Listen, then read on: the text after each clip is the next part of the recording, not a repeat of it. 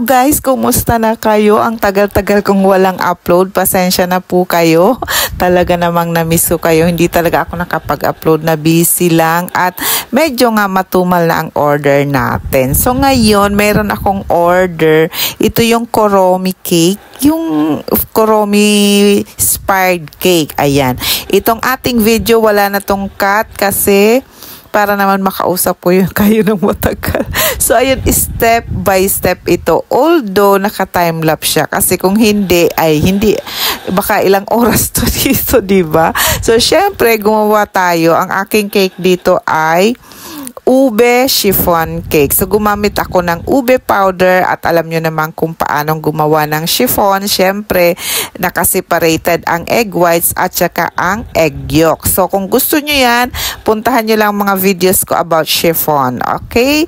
So, ayan. Ganyan yan. So, ayan. I-bake lang natin ito sa 350 Fahrenheit. Alam nyo ang sikreto para hindi siya mababa lang siya. Good for 35 minutes. Pag mga chiffon cake, kailangan hindi gaanong mainit ang ating oven. Okay?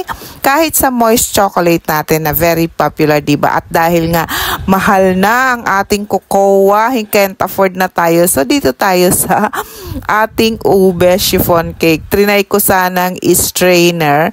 Ay, naku, hindi na pala pwede. Kailangan bago mo ihalo yung egg white at saka yung butter, saka mo palang strain. Ito, gumawa ako ng filling. Ang filling ko dito, ang condensed milk na ube flavor, meron yan. So, lulutuin ko lang yan hanggang maging malapot. At ito naman, ito na ang paggawa natin ng icing. At whip it nga ang ginamit ko dito and hand mixer lang. Para naman, dun sa mga walang stand mixer, pwedeng-pwede po ang ating hand mixer. Tapos, dito sa half kilogram of whip it, naglagay lang ako ng 2 cups of water. Cold water na nilagyan ko ng yelo. Ewan ko ba, dito sa hand mixer, parang hindi talaga siya masyadong yung lumalabnaw. Talagang maganda ang pag-volume ng ating whipped cream. Kaya umabot ako ng 2 cups kasi hindi mo naman yun agad-agad ibubuhos. Tansya lang. Pero umabot nga ako. Unlike sa aking stand mixer, mga 1 cup lang. Yung 1 cup lang magagamit ko sa half kilogram. O, diba? Pero stiff pa rin ang ating whipped cream, ang ating icing. Kahit pa almost 2 cups na ang nagamit ko na cold water. At dito nga, mag-start na tayo mag-assemble at nilagyan ko nga nung filling natin. Siyempre, pinailalim ko doon sa ating icing para hindi siya lumabas. So, makapal ang icing sa gilid. Parang ginawa kong balloon. Alam nyo yun, yung sa gitna.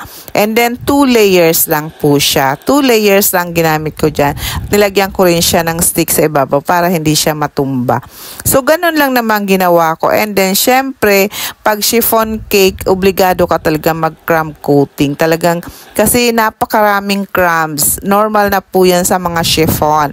Talagang crumbly ang chiffon natin. O, kahit sino pang tanongin, joke lang.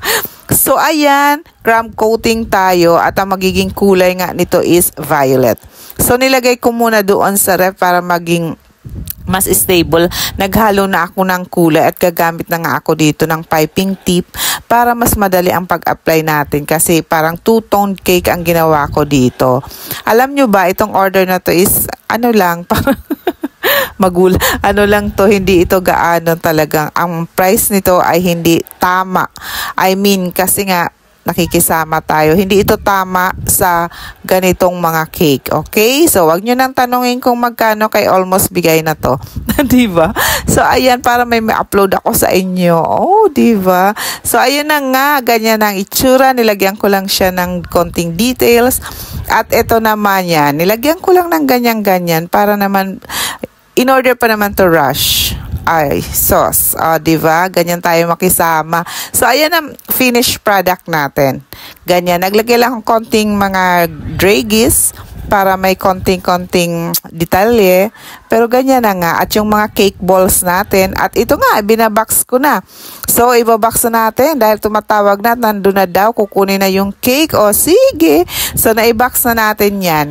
So yan ang gamit nating box. Yan, kung gusto nyo yan, maganda talaga siya at stable. So magdi-deliver na ang lola nyo. So about mga alas 2 na ng hapon. 'Di ba? So ayan, Hagardo, wala talaga, straight, walang pahinga-hinga, talagang diretso deliver. So ayan, pinaupo ko lang sa katabi ko at wala naman akong ibang sakay. So ito yung ating finished product. Sorry na sa mga nag-abang ng aking mga upload. Ito na, pasensyahan nyo na ako and I miss you a lot. So yun lang, sana may susunod pa tayo. Bye!